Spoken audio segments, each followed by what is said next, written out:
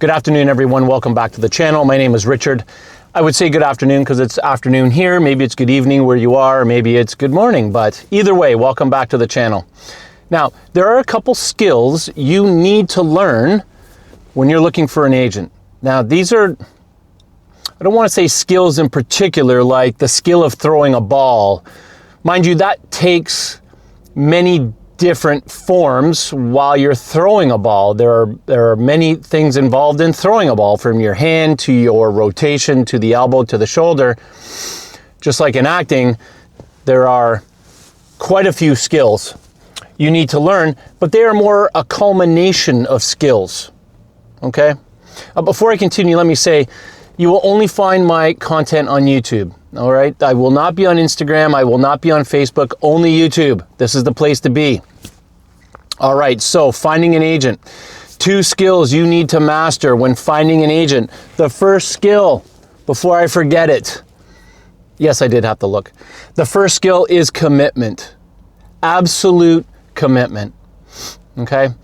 When you're looking for an agent, don't forget, an agency is a business. All right, it's a business, and yes, they need to make money. They want to work with talent. That's why they're doing it. They love to work with talent. They love to see talent succeed.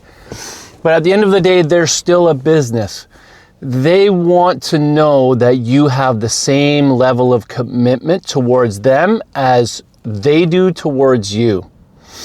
Now, commitment takes a lot of forms. Commitment is commitment from your family life. Potentially, if you book something, you need to be somewhere. There's no getting out of it. You are booked for that role. So if you have a big family function going on and you get booked for a role and you tell your agent that you can't make it, that is not a good thing. That is not a good thing for you. All right. So you need to show them that you are willing to go past those things like family functions. I'm not saying it's impossible. Of course, you can have a birthday or whatever. Maybe you can move the birthday or something like that. But just know, when you commit to this, it's a commitment. I know I just said that word commitment twice, but it's an absolute. All right. So you need to make sure you block out these times in your life. You can get away with auditioning and not auditioning and booking out times. If you happen to book an audition and you have something else come up, it's called regretting. You can regret it. You don't want to do that too much, especially if you're a beginner, because what are we trying to do? We're trying to show our agent that we have commitment. Commitment takes another form in the form of acting classes. Acting classes, script review classes, audition seminars. I covered this in one of the last videos I did.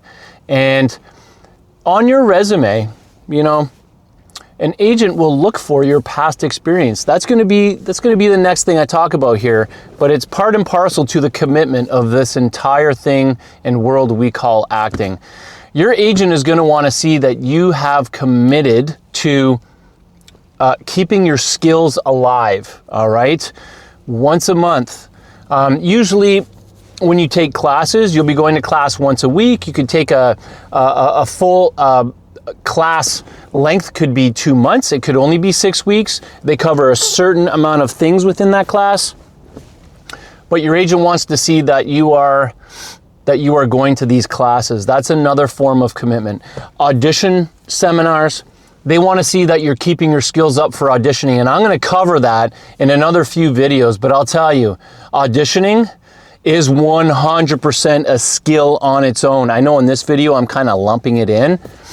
But everything from how you present yourself on screen, how you come into the frame, even how you slate your name, your height, where you're from, paying attention to the slate requirements, because some casting directors may want you to slate certain things. What's something that I did recently? I had to slate my name, my height, my weight, where I was from, and where I pay taxes, because this was filming in another province. And they need to know where you're coming from, just for tax purposes. So when you book the role, or when you book the role, they know how you're going to be taxed and you're not a local, and that's a whole other thing as well. But yes, the commitment to the training is what that basically boils down to. You have to show your agent that you are 100% committed to keeping your skills up. It is so important.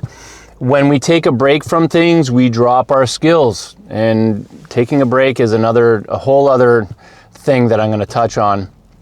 But you have to show your agent that you're prepared and you're keeping those skills up. I kind of rolled from one to the other. The commitment takes a couple forms. Like I said, commitment to blocking out the time that you're willing to do this, and that you might miss family time, you might miss friend time, especially if you book something. That is the business of acting. You miss these things. It's unfortunate, but I'm telling you, when you get to set, the magic that's going to happen on set will far, far outweigh missing a birthday. I'll tell you right now. You're going to get to other birthdays, but you want to make sure that you commit to this stuff, okay? So committing to time, that's the first one. The second skill is committing to your experience, like I talked about in the previous video. Your experience in short films, your experience in feature films. If you're non-union, there's so many available for non-union actors and actresses. Short films, possibly commercials as well. You could be doing that. Some agencies only deal with a lot of commercial stuff, so that's a good opportunity to get some experience there. Short films, feature films, commercials, there's all sorts of stuff. Again, it's a commitment. I don't know what else to say. Commitment is everything. Experience is everything. You have to show your agent that you are fully committed to both blocking out time and getting that needed experience so that things go a lot smoothly for you when you're doing your auditions, especially when you book stuff. When you do short films, you get experience on set. Who doesn't want experience on set? It's magical. That's what I've said before. Set life is magical. It is one of the most magical things that you're ever going to experience. So there you go. Two things. You need to master the culmination of skills. I know in the video, in the title, I said master these two skills, but these really are two skills on their own, and there's a drop-down box for each one. There's all these other skills that go along with that, okay? Commitment and commitment to experience for your agent.